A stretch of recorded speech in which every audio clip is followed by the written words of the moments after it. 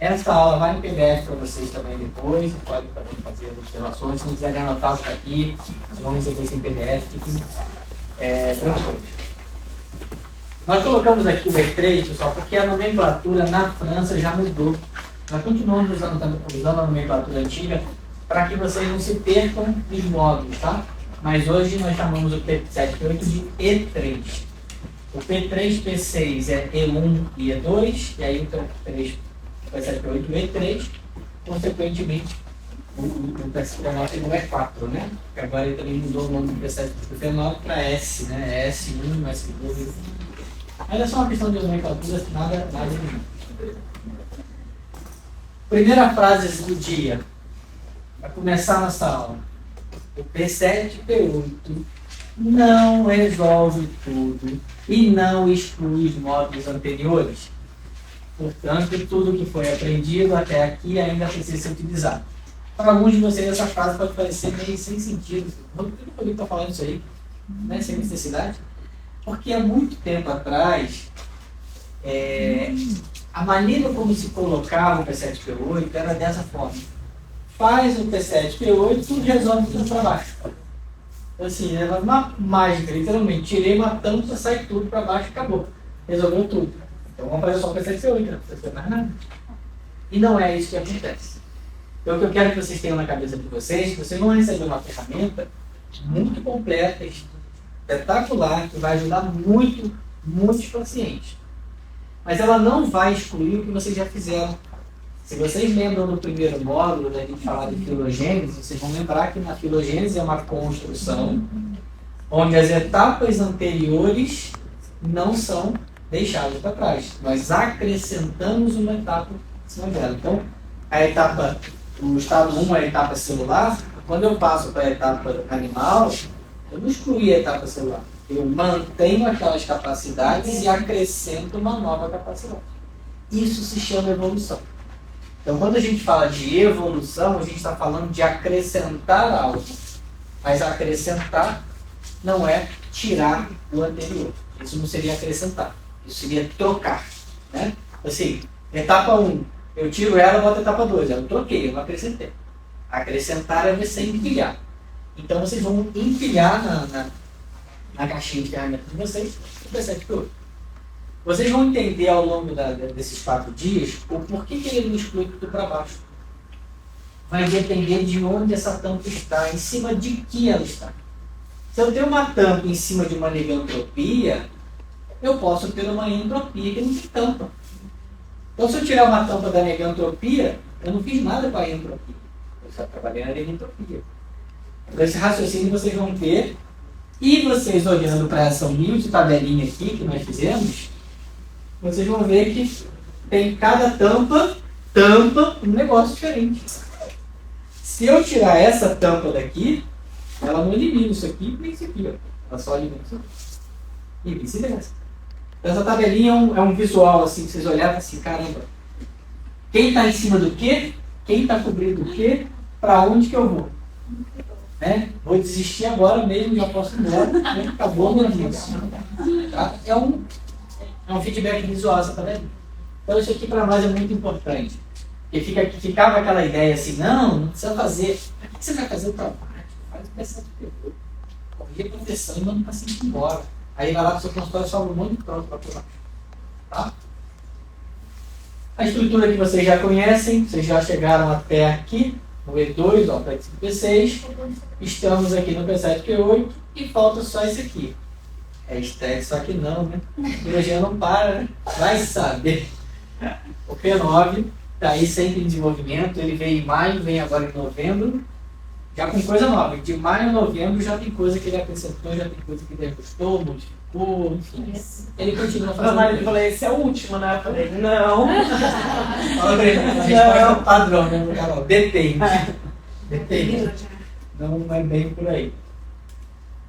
Bom, vamos ver o conceito. Primeira coisa, o que é essa tal de proteção que a gente fala tanto, que nós colocamos isso para vocês até nos módulos anteriores, que gera tanta curiosidade?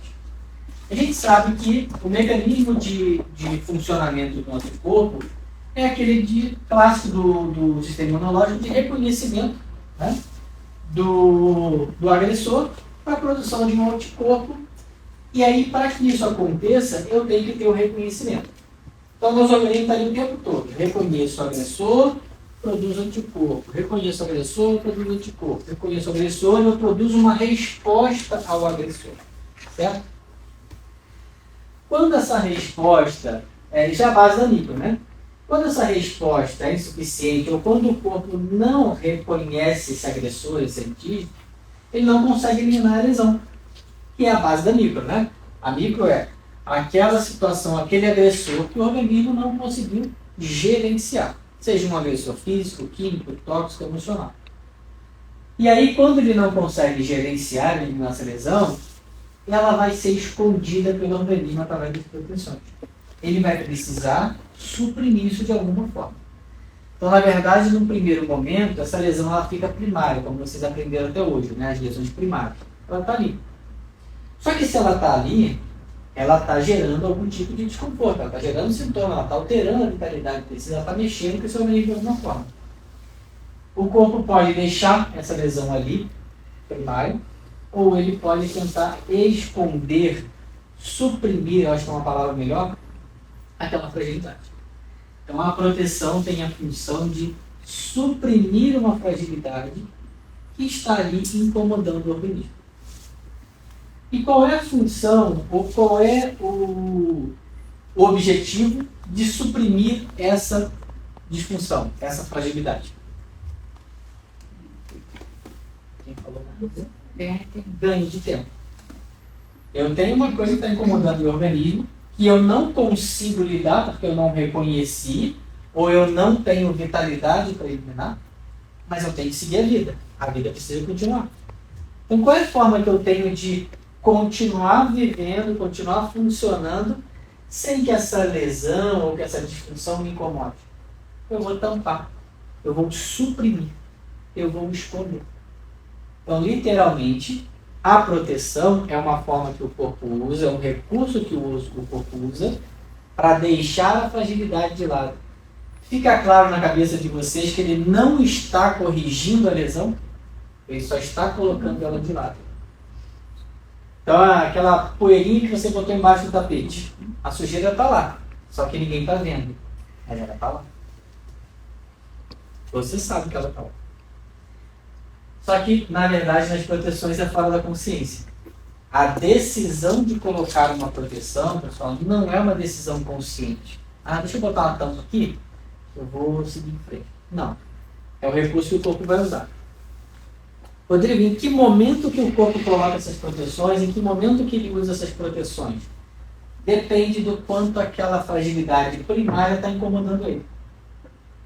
Então, quanto mais aquela fragilidade primária incomoda, mais rápido ele vai dar um jeito de tampar. Então, vocês podem... Aí vocês vão ver uma coisa interessante em relação à data. Quando a gente for falar de data com vocês vão ver que não tem um padrão. Sempre depois de 2 meses coloca uma proteção? Não. Por que não? Depende da lesão primária. Se essa lesão primária é muito forte, muito intensa, rapidamente o corpo vai botar uma proteção. Se ela não incomoda tanto, ele vai levar mais tempo para botar uma proteção. Vou dar um exemplo assim, ó. Pensa numa criança que nasceu prematura, a gestação foi complicada, logo ao nascimento ficou internada na UTI 30 dias, teve que fazer uma cirurgia, foi para casa, voltou, nova cirurgia, nova internação, medicamento. E conforme que o corpo está sofrendo várias e várias intervenções, é possível que você encontre uma proteção no bebezinho desse. Mas já, Rodrigo, tão novinho, sim. Esse corpo precisa de alguma coisa para continuar vivendo. E aí é possível que já tenha uma proteção. Agora, etiologias mais simples, que não atrapalham, não incomodam o tempo todo, talvez o corpo não precise de uma proteção tão rápida. Que é onde você vai encontrar na primária. Dá para a gente saber disso só conversando com o paciente? Não. Está. Eu tenho que botar a mão.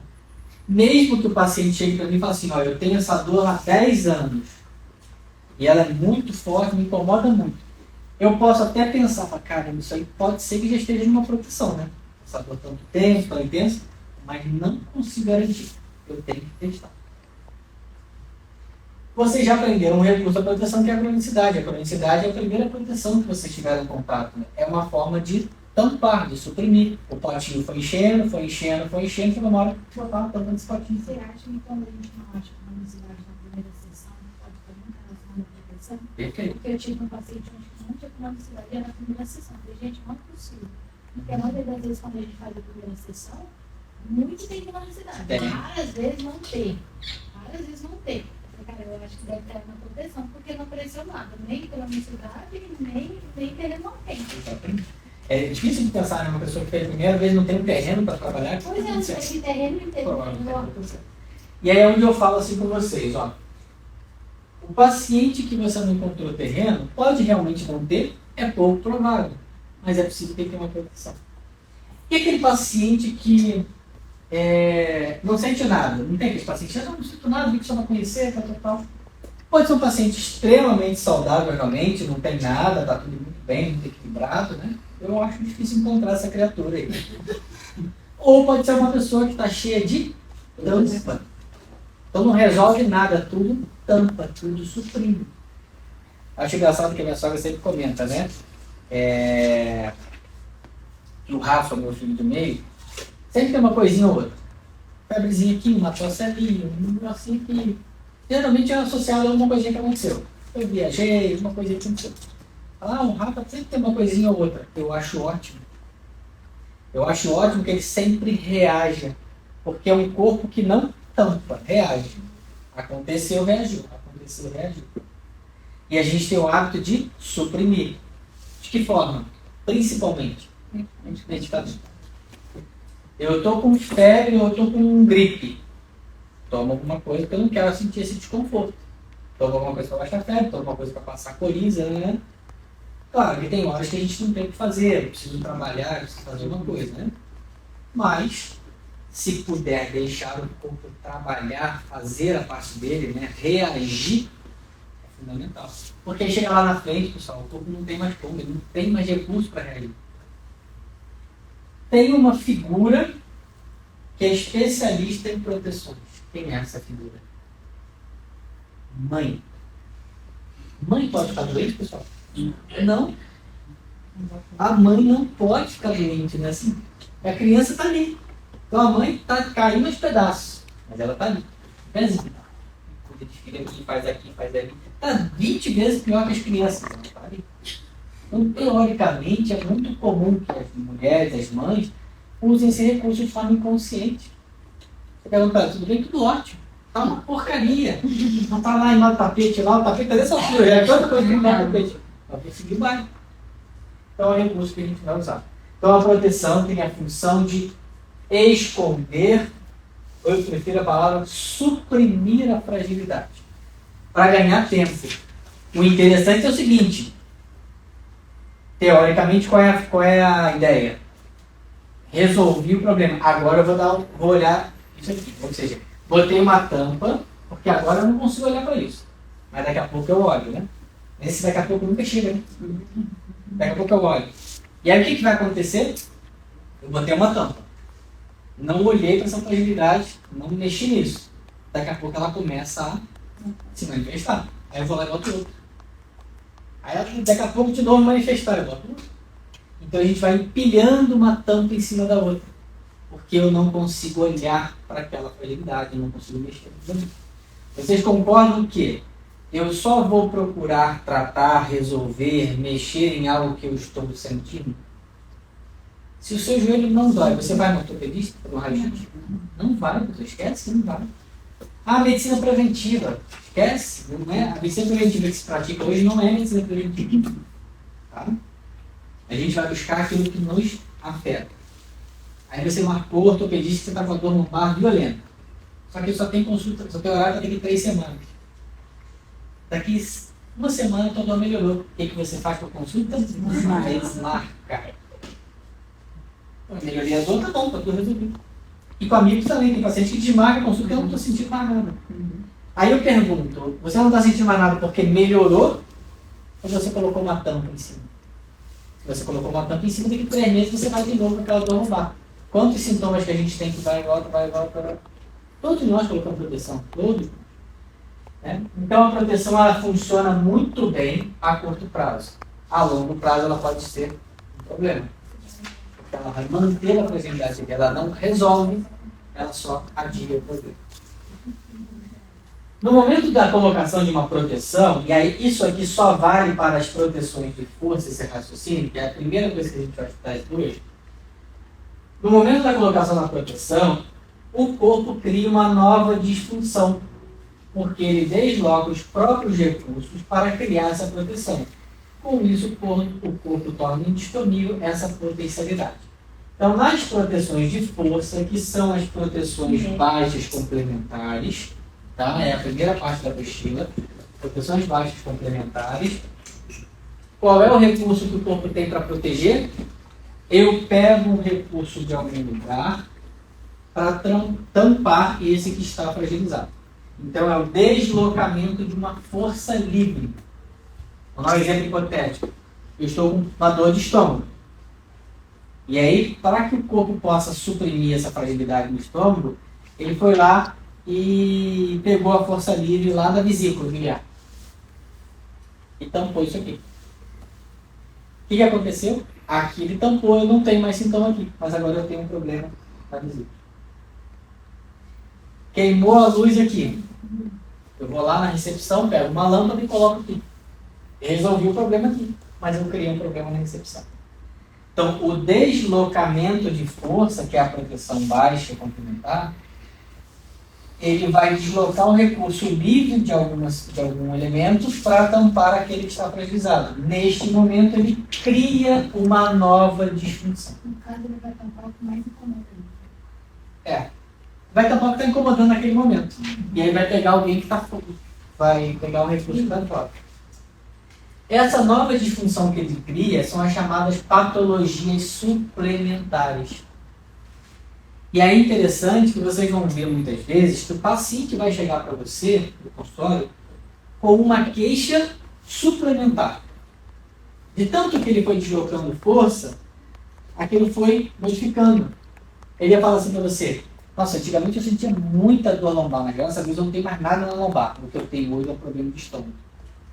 Será que esse problema de estômago dele não é um deslocamento de força que foi acontecendo para suprimir aquela fragilidade que ele tinha no lombar? E agora o que ele sente mais é fome. Então, quanto mais vai passando o tempo, mais esse deslocamento de força vai acontecendo. É o que a gente vê na fisioterapia. Às vezes o paciente chega com uma queixa, faz a liberação facial, faz o tratamento, aí na próxima sessão, não, mas agora está doendo em outro local, né? E vai acontecer isso. O quadril não dói mais, mas agora eu estou com a dor no ombro. Pode ser esse deslocamento de força que você vai mexendo. Né? O mecanismo compensatório é o recurso que o corpo tem. É o primeiro recurso que ele vai usar.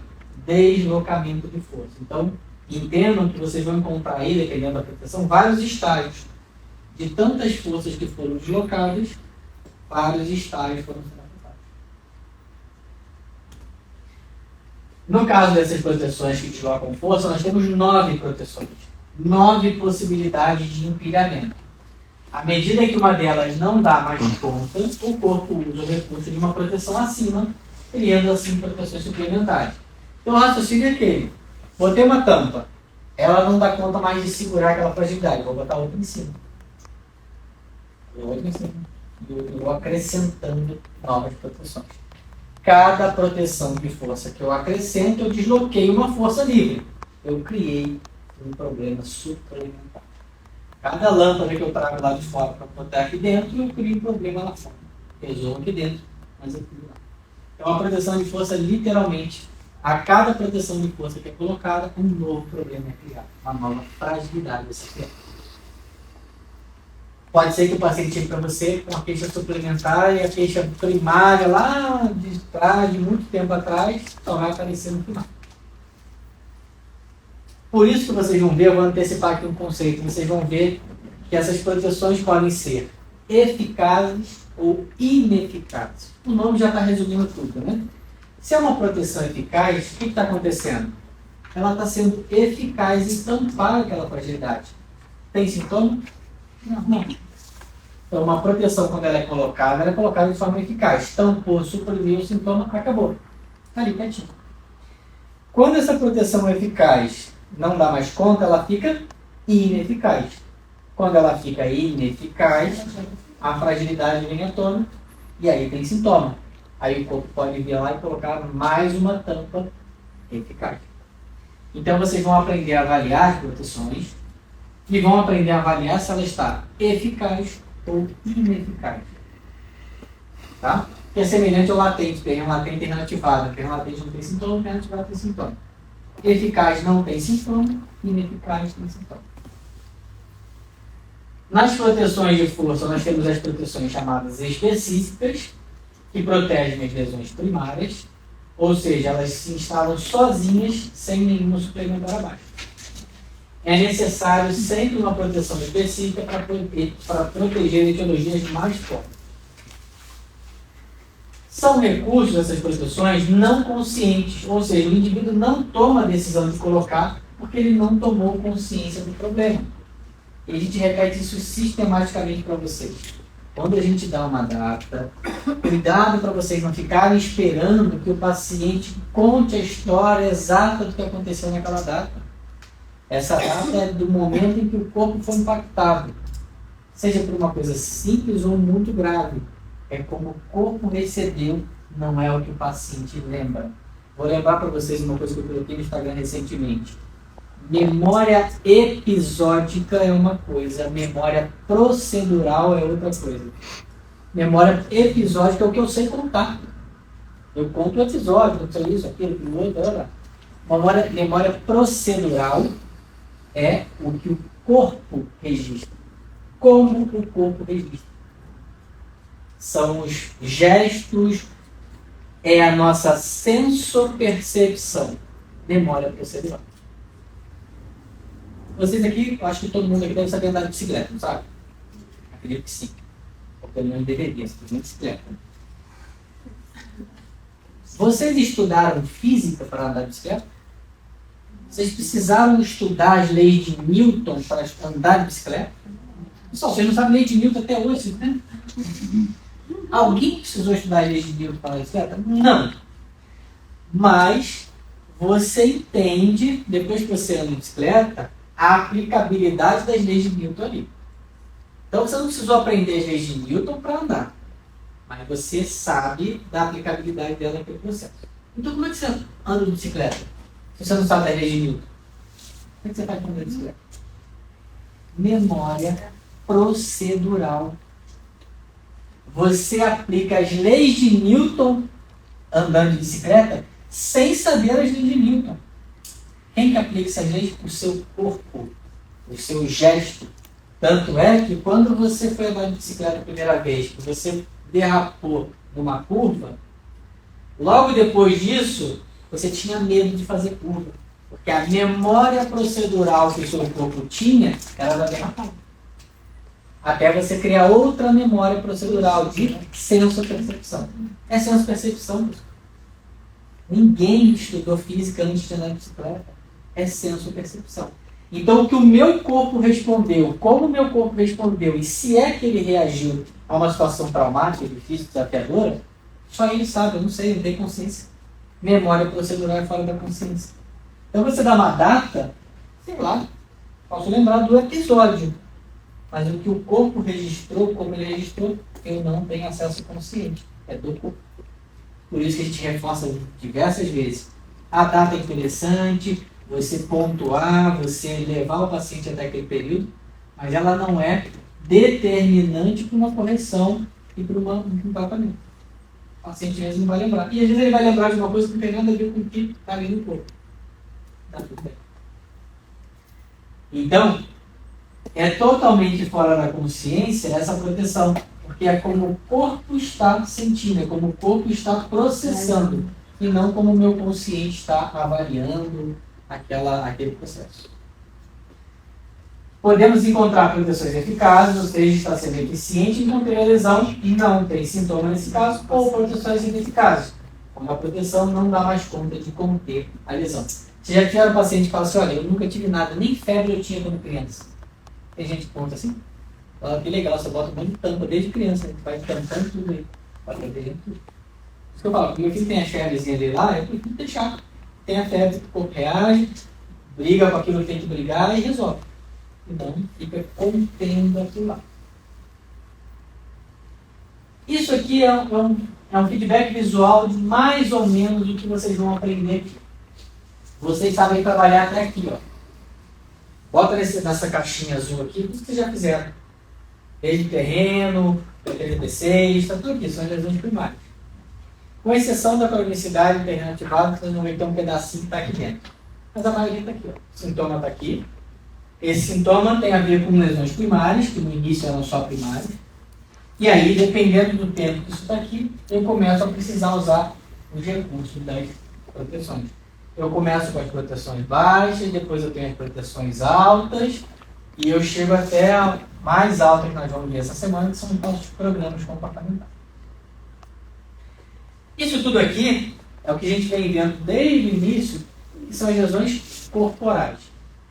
Nesse módulo, a gente vai entrar na outra esfera, que é o intracelular. O intracelular a gente não viu em momento nenhum na micro.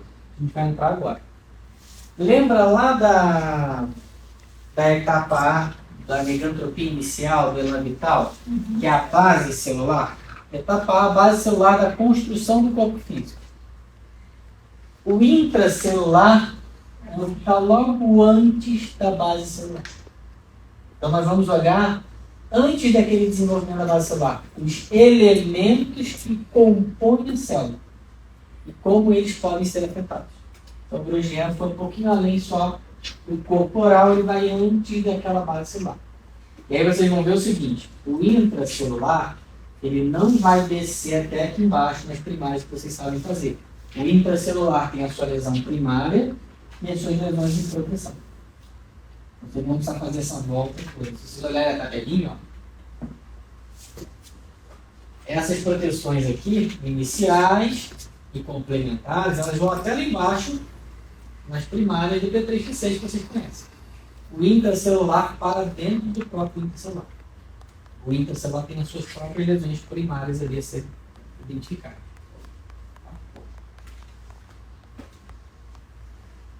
O que acontece é o seguinte com o nosso sintoma, né? O nosso sintoma, ele tem uma história. Essa história é a linha do tempo. É a linha da convalescência do paciente. Então, é um sintoma que inicia numa lesão primária, aí eu boto uma proteção, melhora um pouquinho, volta, boto outra proteção, melhora um pouquinho. Aquela história do sintoma, ele tem sempre a linha do tempo. E ele tem aqui, né, o seu espaço percorrido. Durante um tempo de vida, eu percorro um determinado espaço. No meio disso está esse sintoma, que tem vários altos e baixos, várias modificações. Né? O que falta normalmente para a regulação do nosso sintoma? É tempo.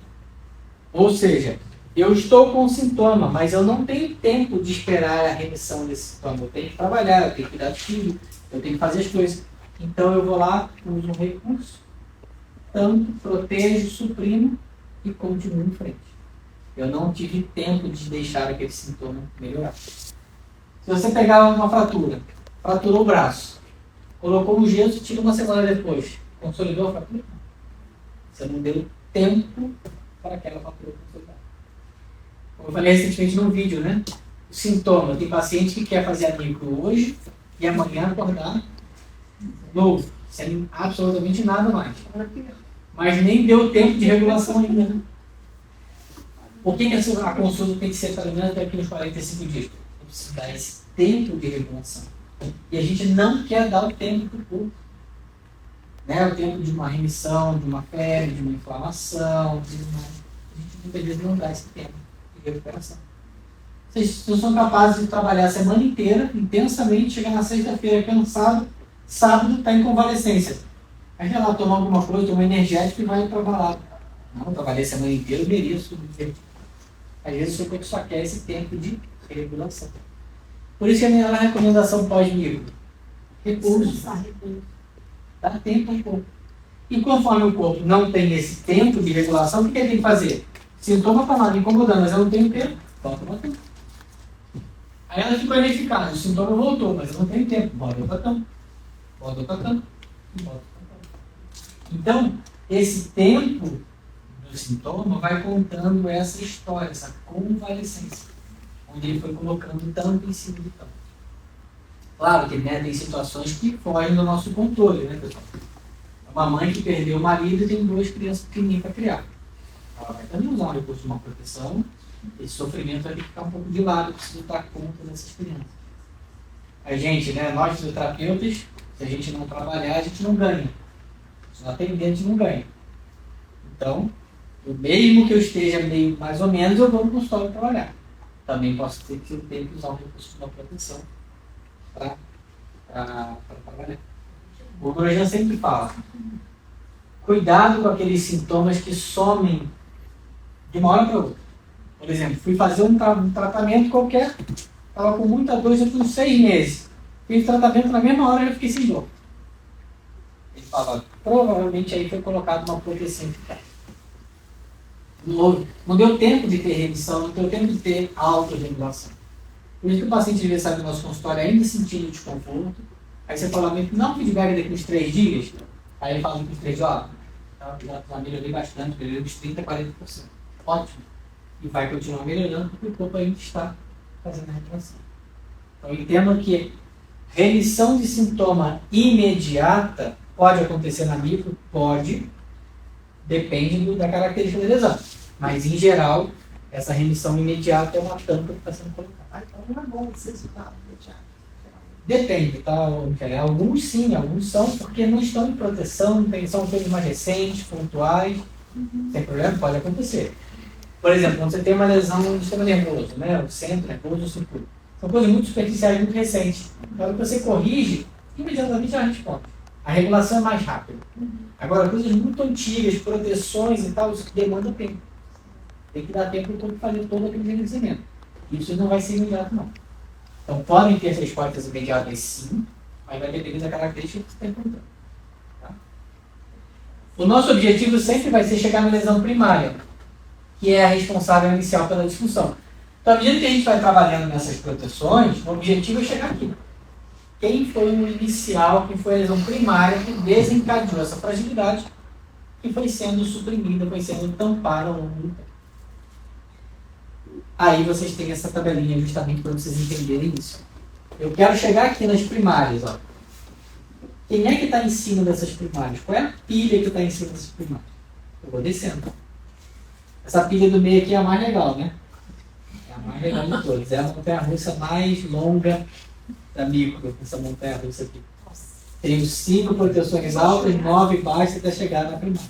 Olha quantos recursos o corpo foi usando para suprimir aquela fragilidade. Aí só uma notícia para vocês, né? Essa daí é bem comum. Tá? Eu vou torcer para que vocês encontrem sempre essa daí, porque tem bastante coisa para buscar. Agora nós vamos ter uma mudança para as meninas, isso é legal, porque elas acabaram de ver que 3P6. Tem que aproximar. Agora é afastamento. O gesto palpatório aqui é em afastamento. Então agora, na hora de buscar os estágios, principalmente, buscar as informações, sempre tem uma mão de referência. A outra mão tem que afastar da mão de referência. Então, no caso das proteções, eu vou sentir o bloqueio quando eu afastar aqui. Até então, vocês estavam trabalhando nos primários, era a aproximação. Agora eu preciso afastar. Não sei se vocês viram um videozinho que nós fizemos, falando sobre as palpações. Mas eu vou repetir isso aqui para vocês, que isso para mim é muito importante. Como é que ele sabe que é afastando? Que é proteção, como é que ele sabe que é aproximando?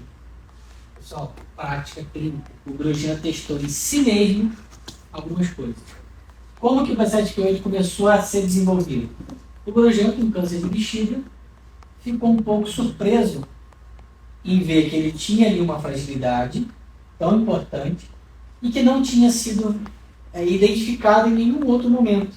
Ele lá com os professores que trabalham com ele, em nenhum momento aquilo foi localizado, aquela fragilidade da bexiga. E de repente aquela câncer de bexiga apareceu. Ele falou assim, tem alguma coisa que a gente ainda não sabe fazer. Por isso que eu estou com isso aqui. Ninguém fez nada, ninguém sabia fazer. E ele começou a testar em cima da própria lesão dele, novas palpações, novos gestos. Foi onde ele identificou que quando afastava, ele percebia que bloqueava, quando aproximava, não bloqueava. Então tem alguma diferença no gesto. E aí, obviamente, ele começou a testar repetidas vezes em novos pacientes e tudo mais, até entender, chegar à conclusão que afastar uma coisa, aproximar outra. E que o que estava acontecendo com ele não é que ninguém identificava, é que como estava tampado, protegido, com aqueles recursos que eles tinham, eles não tinham acesso. Literalmente, com aquela chave, eu não abria aquela porta. Então vocês começam a entender assim, por que eu mudo tantas palpações? Por que uma hora por cima, outra hora afasta, outra hora vira a mão, outra hora vai assim, dedo? Porque cada palpação vai acessar uma informação diferente. Cada chave vai abrir uma porta diferente. Né? E isso foi um divisor de águas na micro. No momento em que o Grosjean identificou isso na prática clínica, isso não é empírica, prática clínica, mudaram várias coisas. Porque aí ele começou a pesquisar mais ainda essa mudança de palpação. Ele verificou mais ainda a importância de você usar várias áreas da mão para fazer essa leitura. E aí eu faço um desafio a vocês, já fiz isso várias vezes, e vou fazer de novo. Testem isso. Se você percebeu que com o dorso da mão teve uma região que travou, bota a palma da mão e vê se ela trava. Bota a ponta do dedo. Vocês vão começar a perceber que aquele lugar que trava com a ponta do polegar não trava com a ponta dos dedos. Aquele lugar que trava com o dorso da mão não trava com a palma da mão. E aí, a gente começa a entender a importância de valorizar as palpações. Nesse módulo, são o quê? 15 palpações diferentes, talvez? Vocês vão usar muitas palpações. 18. Vão virar a mão de tudo quanto é jeito. Vocês vão luxar o ombro, porque vocês têm essa mania, né? De querer luxar o ombro. Você quer que a gente Mas vá vocês vão embora agora? usar muitas palpações diferentes. E o dedo? É a polpa do polegar. Aí vocês querem amputar o resto da mão, né? Polpa do polegar. Não, bota a polpa do polegar. Deixa a mãozinha lá, mas vocês vão usar muito. Mas entendam como que ele chegou nisso, né? Por que de mudar a palpação? Porque eu preciso acessar novas informações. Rodrigo, eu vou testar então vários locais que eu já testei. Né? Sim. Vocês vão passar a mão, literalmente, vários pontos que vocês já passaram, já testaram. Mas com o gesto em aproximação, com a palma da mão. E agora, quando vocês mudarem o gesto, vocês vão mudar a informação. Aqui eu não acesso cronicidade, e aqui eu também não acesso terreno ativado. O que mudou? A palpação. Se eu aspirar, terreno ativado, não bloqueou nada. Aí eu vou lá e rodo a minha mão, bloqueou cronicidade. Mudei o gesto, mudei o acesso. Mudei a chave, mudei a porta. Tá? Aí vem o P9, pessoal, que tem mais 733 palpações. E o que é legal? O Grosjean já fez várias vezes com a gente. Ele vem, tem uma palpação que ele está testando lá. Ele fala pra gente só, teste isso aqui. E a gente começa a testar aquela palpação. E chega uma hora que a gente não consegue encontrar nada, ele também encontrar e falar, essa palpação não serve. Várias vezes ele já fez isso. Já teve dança da motinha, que a gente faz assim. Já teve tudo quanto é tipo de palpação. Hã? Dança da motinha, né? É porque já foi. Você não serviu, né? Aqui, junta o dedo, junta o dedo, faz assim. Põe a rosácea, põe a unha, né? Nossa, tem muita coisa para inventar, né? Vamos parecer com o joelho também. Então vocês vão ficar atentos a isso aqui, ó. Afastamento. Se vocês esquecerem, porque estão habituados a aproximar, tem problema? Não. A única coisa que vai acontecer é você não vai achar. Não tô achando. Ah, é para afastar. Ah, achei. Beleza. Tá tudo certo. Tá? É o que aconteceu com eles na prática. Por que a gente não está encontrando o estágio corporal? Porque o gesto é aproximação. Quando eles começaram a afastar, eles começaram a afastar. Então vamos regular a chavinha e virar a chavinha no centro. Como que eu vou identificar o que tem por trás do sintoma? A leitura do sintoma é uma forma interessante de fazer isso, de me dizer se esse sintoma está embaixo de uma proteção ou não. Então a leitura do sintoma, a partir desse módulo, começa a ficar mais interessante para vocês. Por que eu falo que é a partir desse módulo? Porque agora vocês têm muitas ferramentas. Aí você fala assim, meu Deus do céu, por onde eu vou começar esse próximo? E aí agora a leitura do sintoma já dá um direcionamento melhor. E tem o seguinte, né? eu e o Rodolfo, a gente fala muito sobre isso. A leitura do sintoma não precisa ser uma coisa que vai direcionar, ou melhor, determinar o seu tratamento. Mas ela pode dar um direcionamento, né? Você pegou um sintoma, fez a leitura, e ali você identificou que tem uma proteção, você começa de cima para baixo. E ali já te mostrou que tem uma proteção. Agora, você tem leitura do sintoma, não tem proteção. Você pode começar de baixo. A gente sempre fala, vocês vão ter que fazer tudo. Testar tudo. Mas nesse caso, eu consigo ter um direcionamento. Se tem proteção, eu já começo de lá, de cima para baixo. Se não tem, eu começo de baixo para cima, beleza. Podemos verificar se há uma proteção sobre esse sintoma ou se temos ali uma lesão primária. Então isso aqui já vai determinar para vocês por onde começar. Nós estamos trabalhando em informação, por isso o toque sutil para informar ao corpo onde ele deve corrigir. A leitura do sintoma tem aquela coisa que eu sempre falo do rapport, né? De você botar a mão no sintoma do paciente para criar aquela conexão com ele. E muitas vezes você vai começar o atendimento botando a mão longe do sintoma.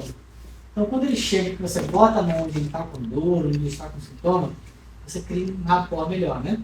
Aquela história, a dor é no tornozelo, você começa pela cronicidade, o paciente te olha com aquela cara, eu dou no tornozelo, você está alisando a cabeça. Se não tem enxaqueca, não tem dor de cabeça, aí o pessoal já acha estranho, aí piora mais ainda. Né? Se você lá, bota a mãozinha no tornozelo, faz na tua leitura do sintoma, ele já viu que você sabe onde é o sintoma dele. Aí ele já cria esse rapport. E até ele se sentir confortável com você, passando a mão na cabeça dele e a dor no tornozelo, ele ainda não se engajou muito no tratamento. E para o corpo também é importante. É legal, né? O corpo se identificar. Essa palpação do sintoma eu não vou entrar com ela agora com vocês, já vou deixar para o final, para o domingo, onde nós vamos fazer o plano de tratamento. Eu vou detalhar melhor essa leitura do sintoma. Vocês já conhecem a leitura de sintoma, porque eu sempre passo isso aqui para vocês no P3 P6. Agora vocês vão aprender as outras faixas também. A 3 e 4 a gente usa no P3 P6, as demais nós vamos usar agora. O que dizer aos pacientes, né? Síndrome de Hello Kitty. Não sabe o que vai falar, fica quieto, não tem nem boca para não falar bobagem. A melhor coisa que vocês fazem. Somos responsáveis pela cura, entre aspas, pela melhora do paciente, não pelo diagnóstico clínico.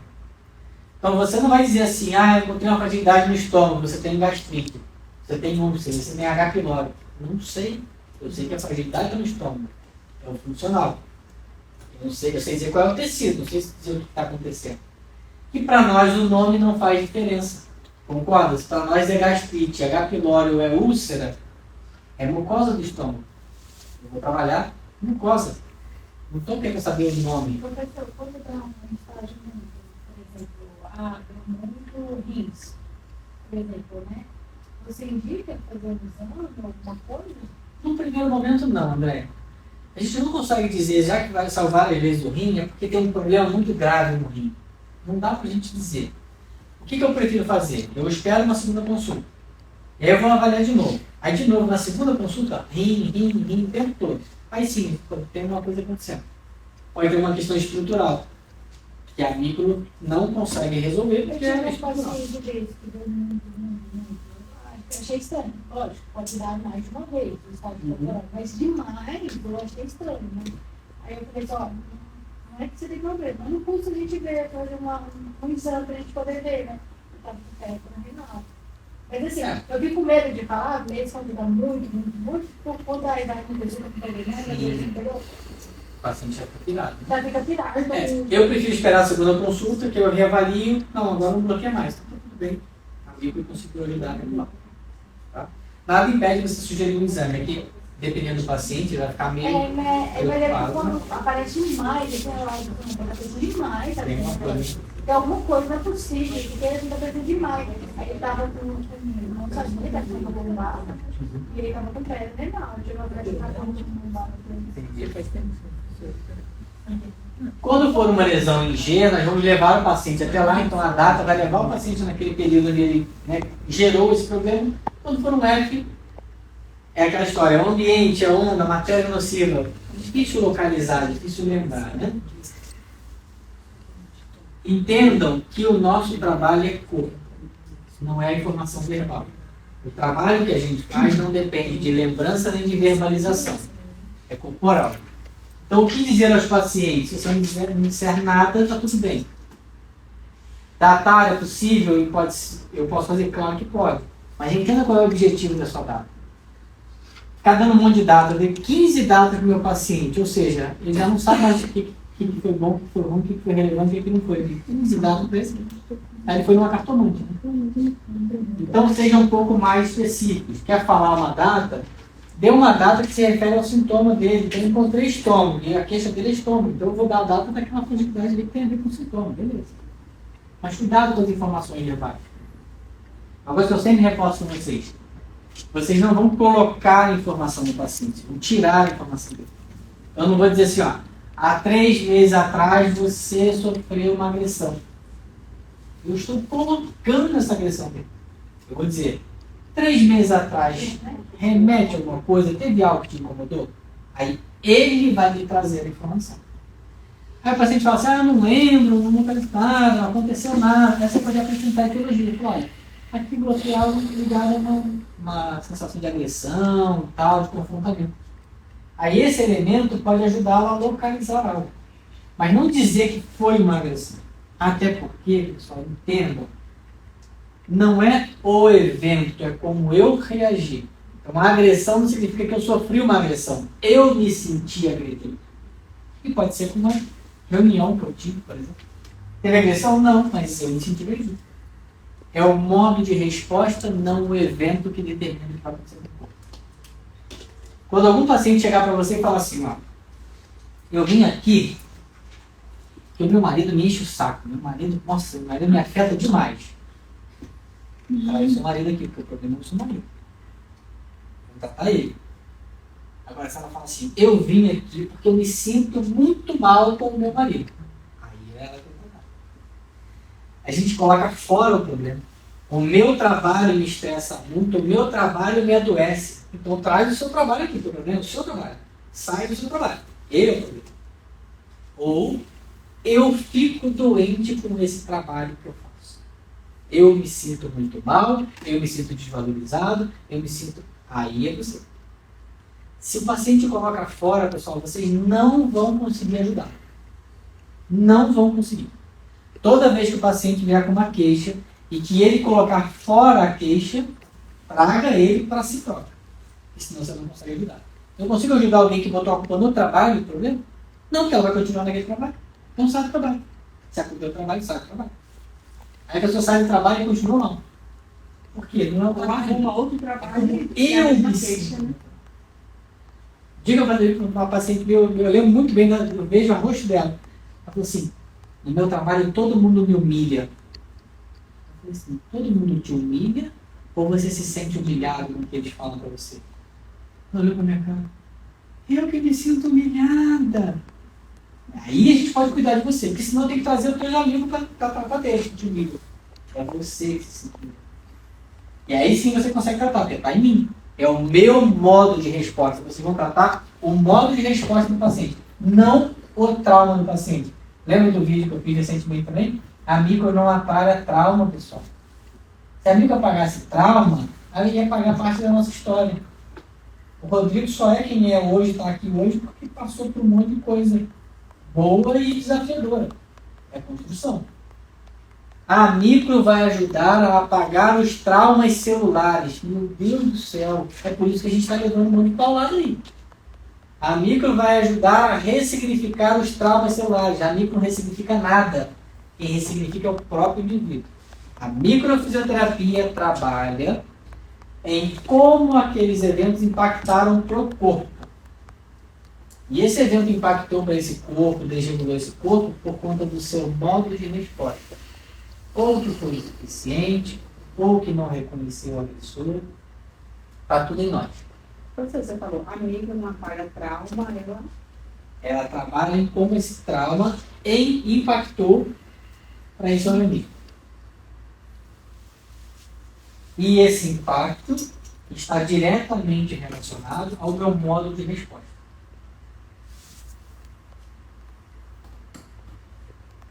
Toda vez que alguém te tratar mal, toda vez que alguém te xingar, toda vez que alguém, você é um charlatão, não permita que isso faça ressonância em você. Se faz ressonância você, seu modo de resposta. Tem alguma coisa ali que precisa ser. Por isso não discute, não bloqueia. É. Não dá falta. Como nós não temos controle sobre o nosso modo de resposta, pessoal, que é totalmente fora da consciência, vocês concordam? Nosso modo de resposta tem a ver com a nossa história, com o nosso histórico, né? Com os nossos modelos sociais, o que eu recebi na minha família, o que eu vivi na minha vida. A gente não tem controle do nosso modo de resposta, da nossa senso-percepção. Então, uma solução muito interessante para o nosso modo de resposta, muitas vezes, é não ter contato com determinadas coisas. Ah, eu vou ter contato com tal coisa e eu vou resistir, eu não vou ficar chateado com aquilo. É pouco provável. Então, melhor não ter contato. Não é, professor? O que a gente fala muito? Eu escuto determinadas coisas e fico chateado. É melhor não escutar, meu querido. Para de seguir esse cidadão aí, essa criatura que está falando. Entendeu? Uma pessoa que recentemente ficou falando um monte de bobagem da Mico, quando eu fui ver, vários alunos, profissionais da Mico seguem essa pessoa. Então, desculpa, não adianta vir reclamar comigo que o cara está sacaneando a Mico. Você está seguindo ele por quê? Você está escutando o que ele está falando por quê? Eu prefiro não escutar, porque eu sei que o meu modo de resposta, principalmente com esse tipo de coisa, não é bom. Eu me sinto mal, injustiçado, me sinto agredido, então eu não vou escutar.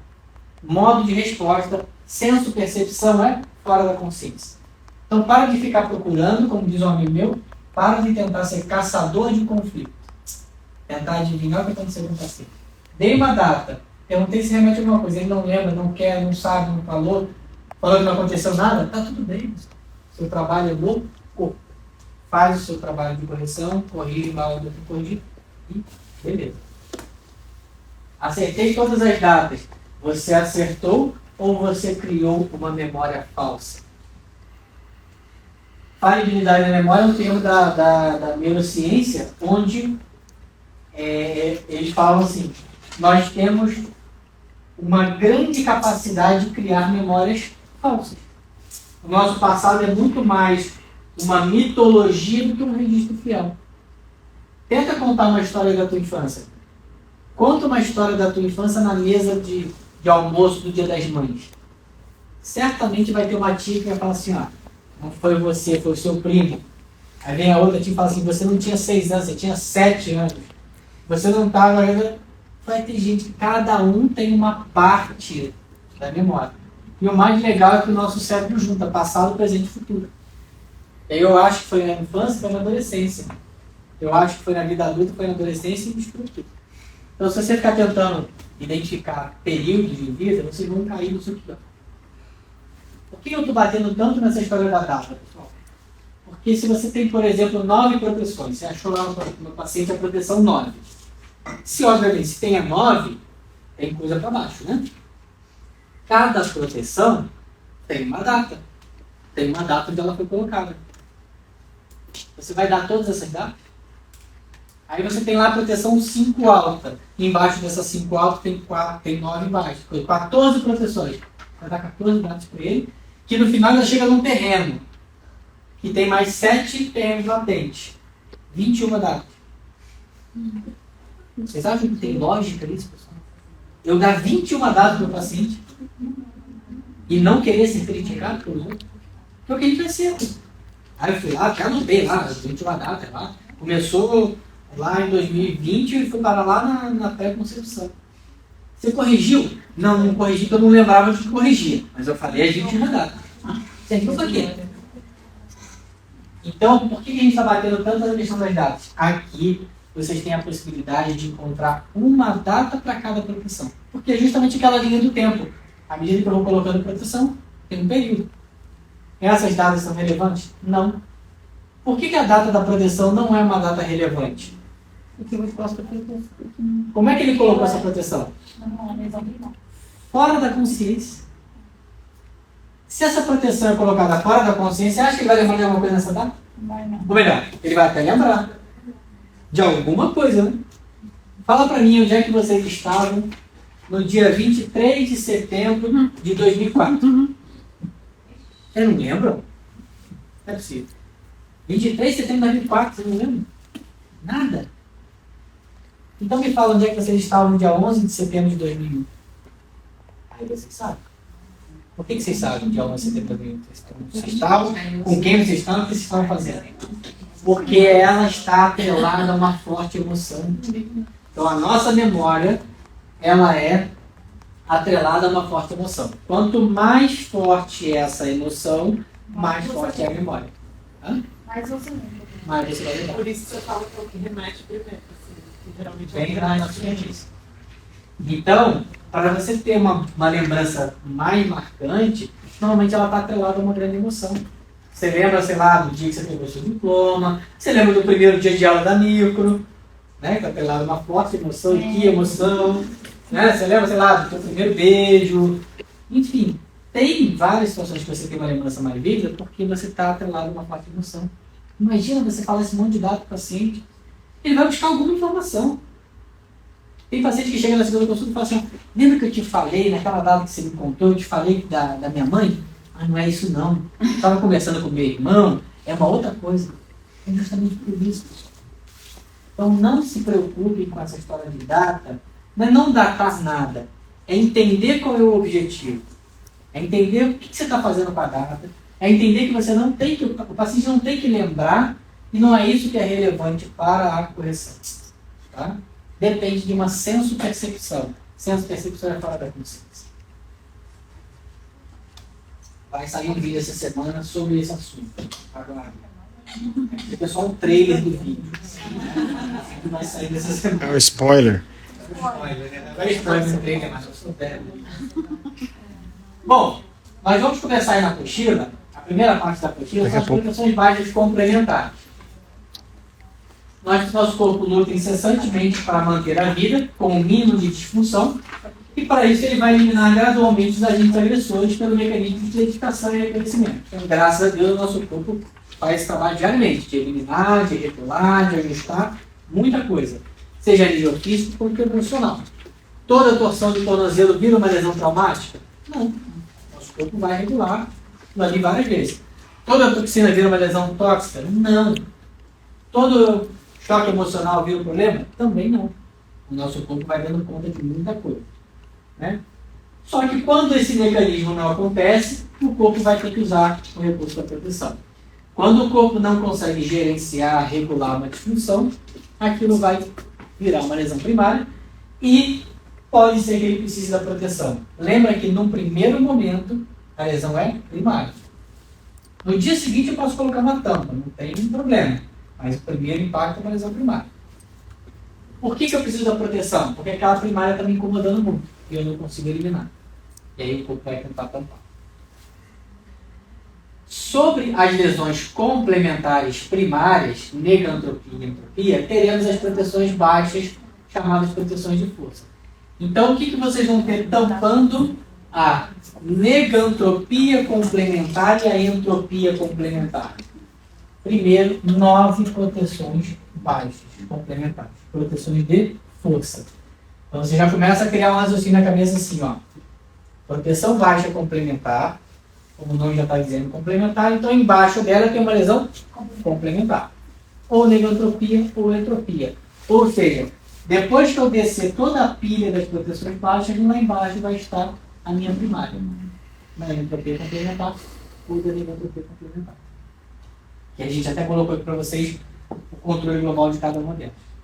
Lembra o que é a negantropia complementar? É o indivíduo. E na etapa B são os 9 processos, na etapa C são as 9 classes, na etapa D o tecido conjuntivo e na etapa E a individualidade. Então eu posso botar uma proteção de força que está cobrindo tudo isso. Aí eu não encontrei individualidade, eu não encontrei classe, eu não encontrei processo, não tem nada disso. Só não é possível que essa pessoa não tenha uma classe, um processo, aí, né? A gente encontra tanta coisa, às vezes ela tem uma tampa. Então para lembrar do módulo P3P6 que está fresco para vocês. Toda aquela parte do indivíduo, né? Classe, processo, individualidade, tecido conjuntivo, pode não bloquear o paciente. Porque ele tem uma tampa em cima. E essa tampa são proteções de força. Então para eu chegar na classe, para eu chegar no processo, eu tenho que tirar a proteção baixa. Temos 9 proteções baixas. divididas em específicas, que estão diretamente sobre a primária, que são as mais fortes, e as proteções suplementares. Bom dia, boa tarde.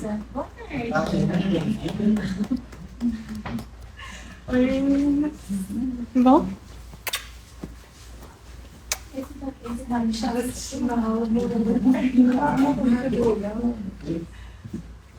Patrícia, quantas proteções baixas nós temos? Não sei, nessa hora a gente tava descendo do Uber e deixando a água no hotel. Complementar ou da inicial? Não presta atenção na aula, né? É só absurdo.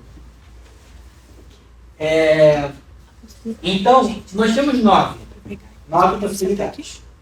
Dentro dessas 9, nós temos as chamadas específicas e as suplementares. O que são proteções específicas? São aquelas que estão diretamente em cima da primária.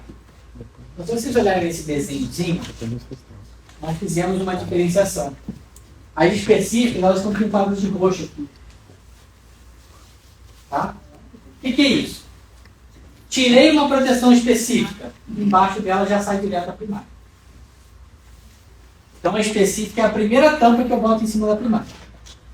Aí, essa específica não deu conta, eu boto uma suplementar. Que não deu conta, eu boto mais uma suplementar. Então, por exemplo, vou só antecipar, eu vou voltar em tudo isso com vocês, fiquem calmos. A proteção 1 é uma proteção específica. Ela está em cima da primária. Mas ela não deu conta. Aí eu botei uma 2 em cima dela. A 2 é suplementar. A 2 não deu conta, eu botei uma 3. A 3 também é suplementar. Então, em cima da específica, eu tive que acrescentar mais 2 para ajudar. Quando eu tirar a 3, quem é que sai? A 2. Quando eu tirar 2, quem é que sai? A 1. Quando eu tirar 1, aí que sai a primária. Então, se eu encontrei diretamente a 1, quando eu tiro a 1, já sai a primária. Mas se eu tenho suplementar em cima, eu tenho que tirar uma por uma até chegar na específica e somente embaixo da específica que sai a primária. Então, se eu tenho uma proteção número 3, embaixo da 3 tem que ter uma 2, embaixo da 2 tem 1, aí que a primária aparece. Embaixo da específica.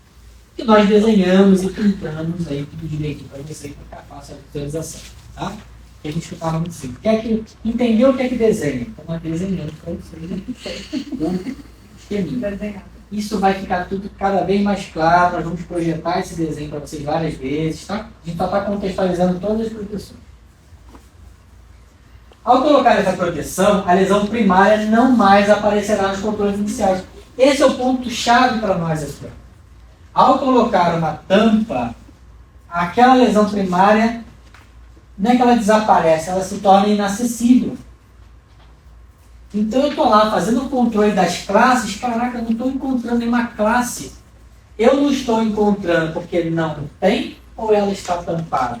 Ela está tampada. Então eu vou ter que usar um outro acesso, uma outra palpação, um outro gesto, para poder tirar a tampa, e a hora que eu tiro a tampa, ela aparece para mim. Ok? Então, eu quero chegar aqui, na primária. Para chegar aqui, eu tenho que tirar tudo isso lá em cima. Olha que interessante o que acontece então. Quando o corpo bota uma tampa, pessoal, ele torna aquela fragilidade primária inacessível.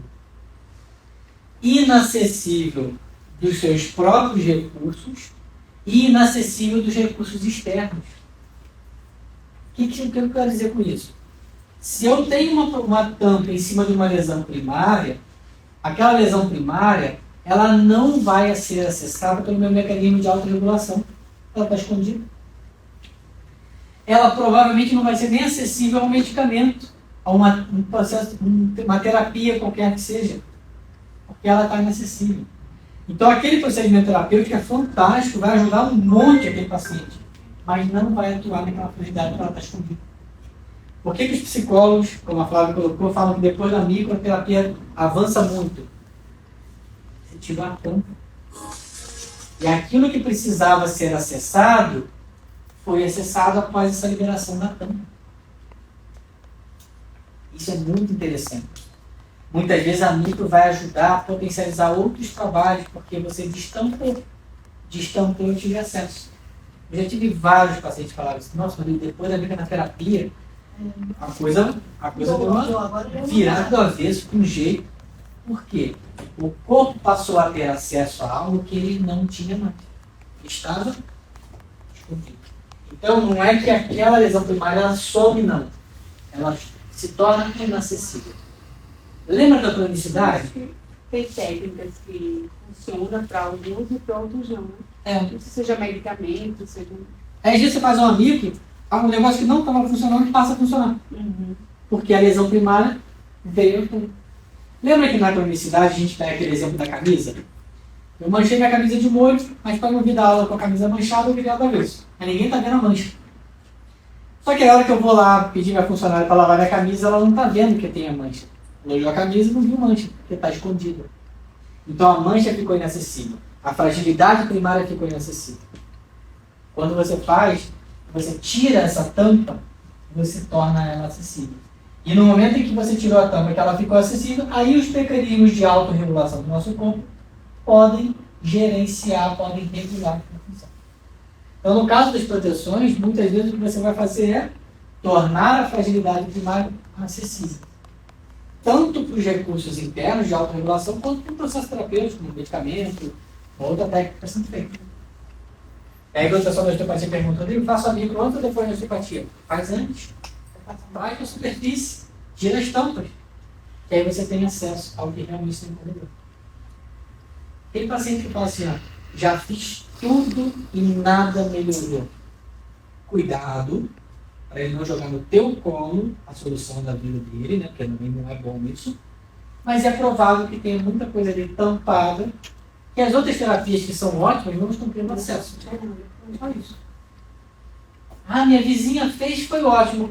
Eu fiz e não deu certo. É que não deu certo. A terapia talvez não acessou em você, que acessou nela.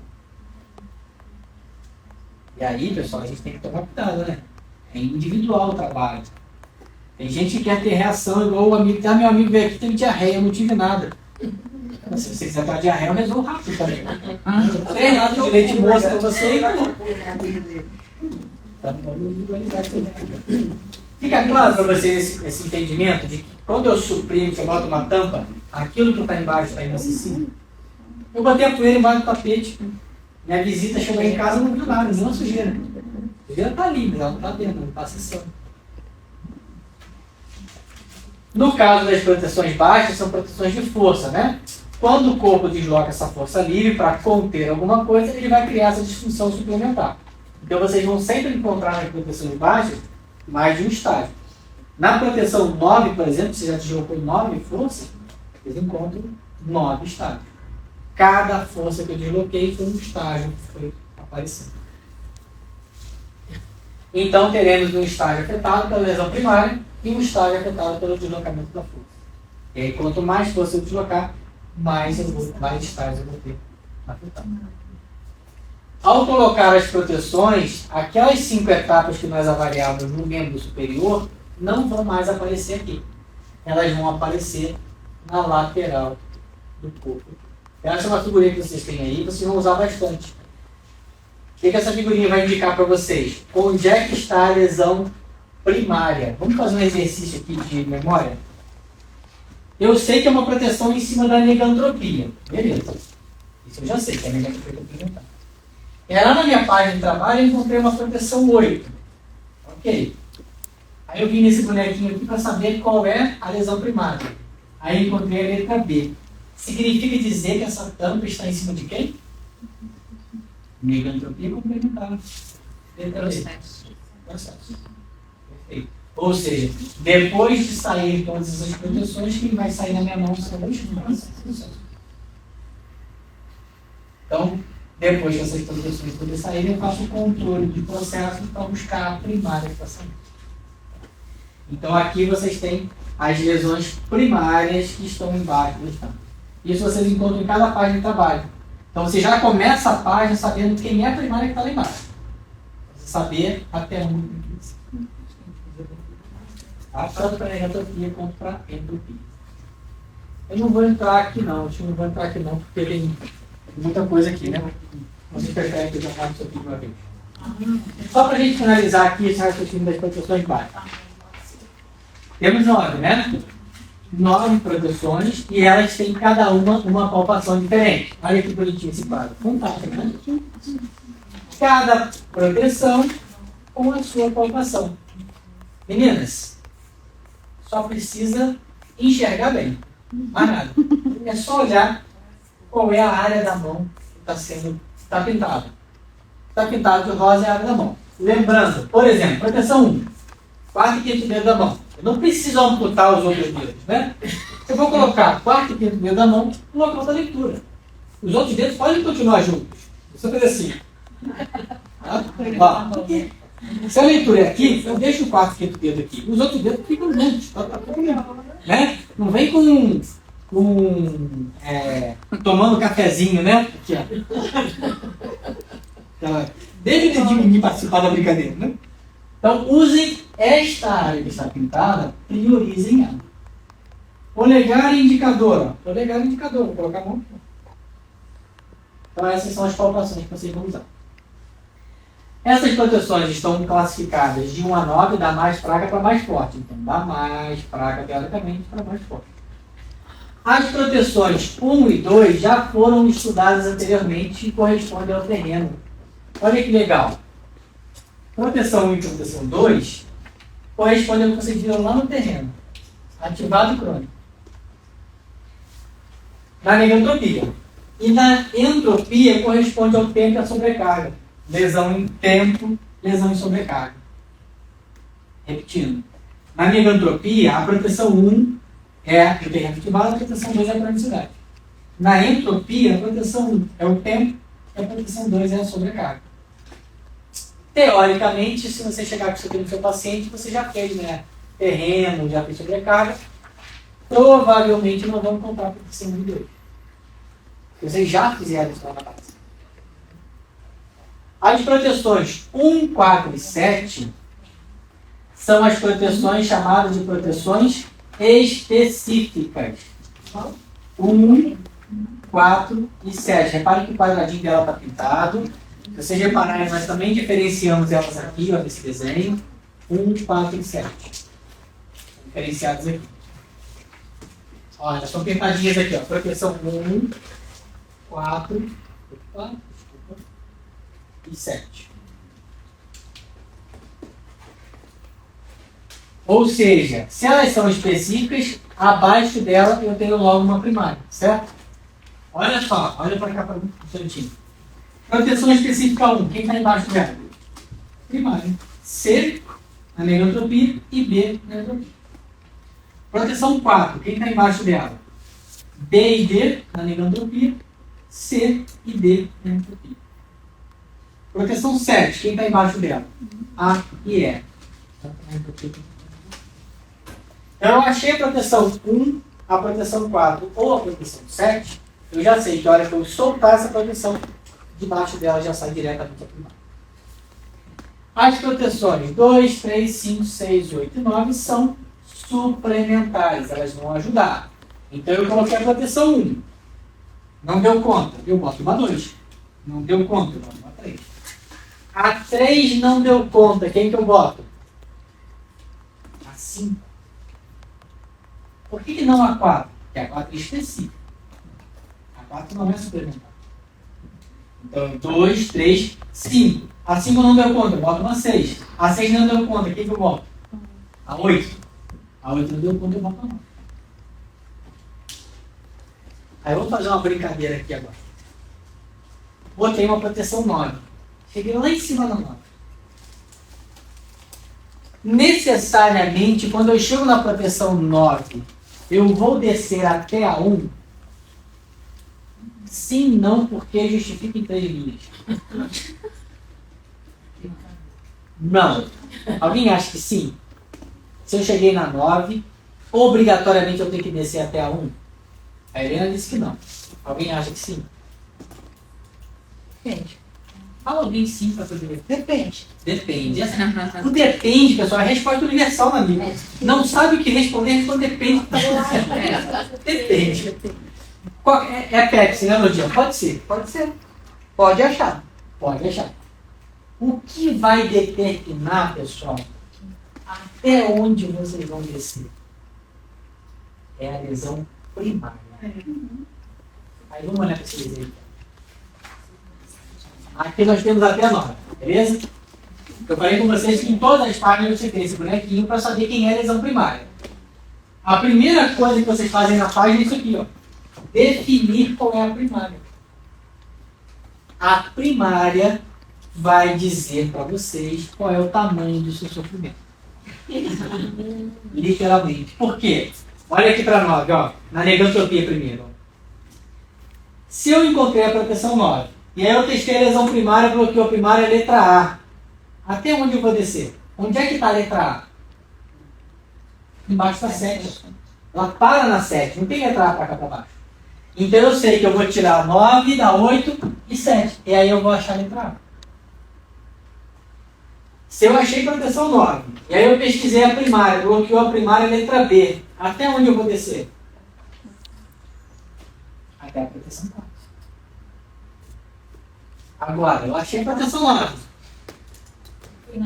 E aí eu cheguei aqui e encontrei letra C. Até onde eu venho? Eu pedi até o meio. Então, Depende.